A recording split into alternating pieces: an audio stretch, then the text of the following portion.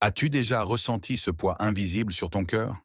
Cette douleur silencieuse que personne ne voit? Cette blessure qui revient chaque fois que tu te souviens? Le pardon. Un mot simple, mais un acte immense. Un acte que l'âme redoute, mais que le cœur libéré réclame. Dans l'islam, le pardon n'est pas une faiblesse. C'est une clé divine. Une clé qui ouvre les portes de la paix, de la guérison et de la puissance d'Allah dans ta vie. 1. Le fardeau du ressentiment. Le ressentiment est comme un feu caché. Il brûle lentement l'âme. Il obscurcit la conscience.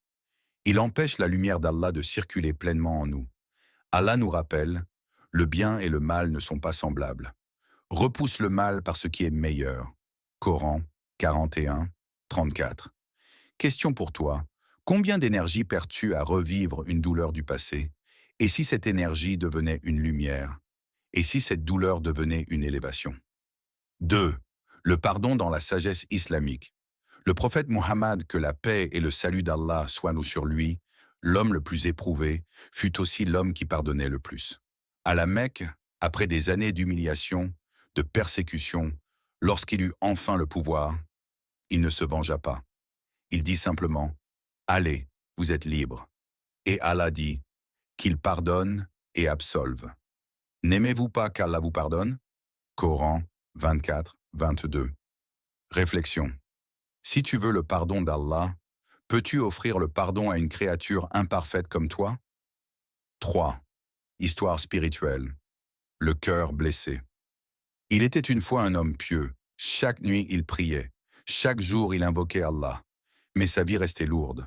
Un sage lui demanda, « As-tu pardonné à celui qui t'a blessé ?» L'homme baissa la tête.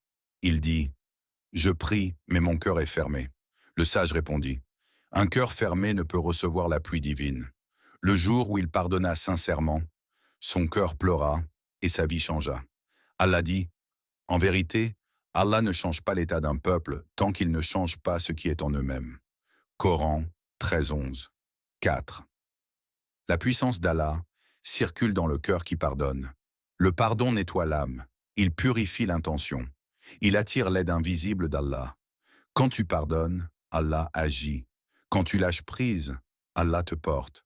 Quand tu fais un pas vers la paix, Allah fait 1000 pas vers toi. Et quiconque place sa confiance en Allah, il lui suffit. Coran 65, 3. Question intérieure. Et si la bénédiction que tu attends était bloquée par une rancune que tu refuses de lâcher? 5.